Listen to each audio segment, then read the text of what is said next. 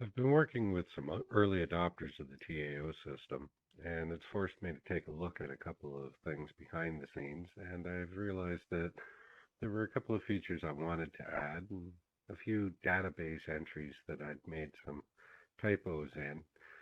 So, in an effort to clean it all up, I've released an update for the system that brings it up to revision 1.2. I figured this would be a good time for me to explain how best to update your system in the event that you want to add new features to it or just bring it up to the current revision. The first thing we need to do is we need to close out the system and make sure that there's nothing LibreOffice related running down in our taskbar. We're then going to go to zebsports.com to the main page.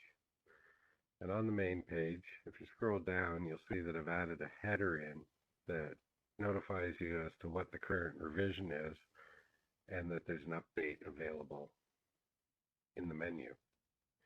So you come up to menus, manuals and files in the menu, and you come down to config utility updates, and you just click on that and download your update. Now I've already downloaded the update, so we can close that out and we can go to our download folder. Now, because it's a zip file, of course, Windows wants to protect us from ourselves, so we need to go to Properties. We need to unblock, Apply, and OK. Now it should be safe for us to unzip the folder.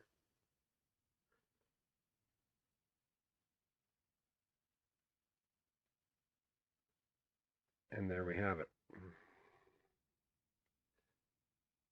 So we're on revision 1.2. Now I'm going to put a changelog README in the folder. I've neglected to do that at this point, but it will basically let you know which screens it was that I made the changes to. But in the case of the latest update, what I've done is I've made a change to the database because I've corrected some errors that I had in the data entry. And more specifically, I made some data entry corrections to the file generation screen with regards to formulas. I was getting a few exception errors in my DOF output log, and I realized quickly that I had entered O's where I should have entered zeros in a couple of formulas. So I've corrected them, and I can now get a direct output log that has 0 exception errors across the board for all the ROMs in the system.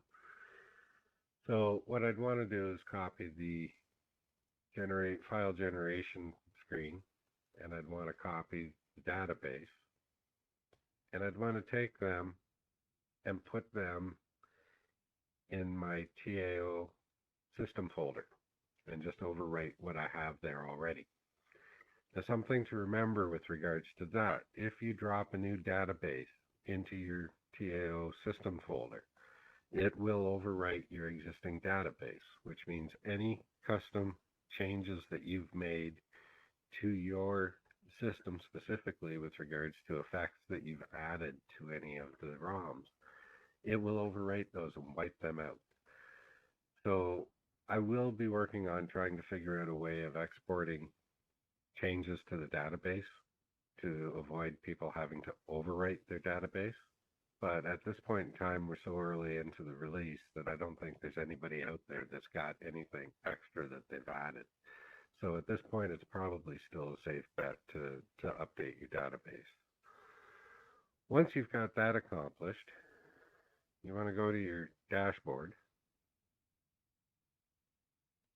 and you want to open the file generator screen.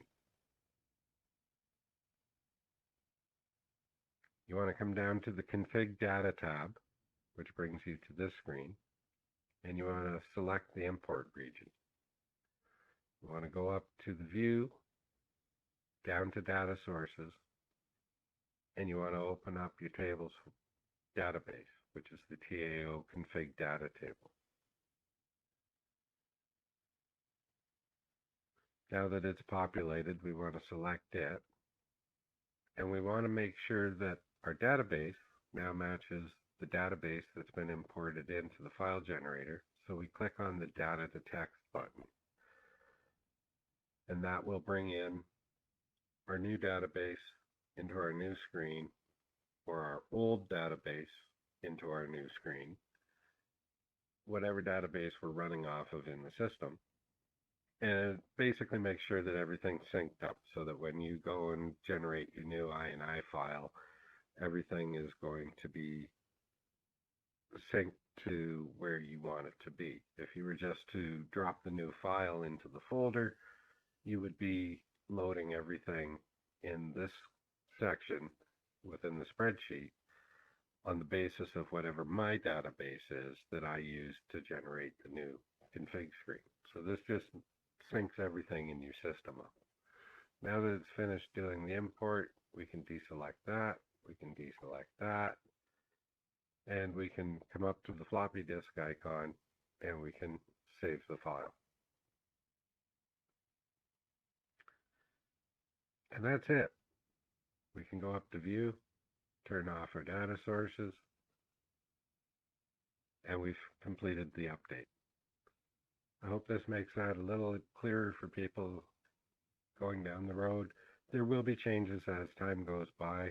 There are always going to be features that people request or ideas that maybe I have that I think are a great idea.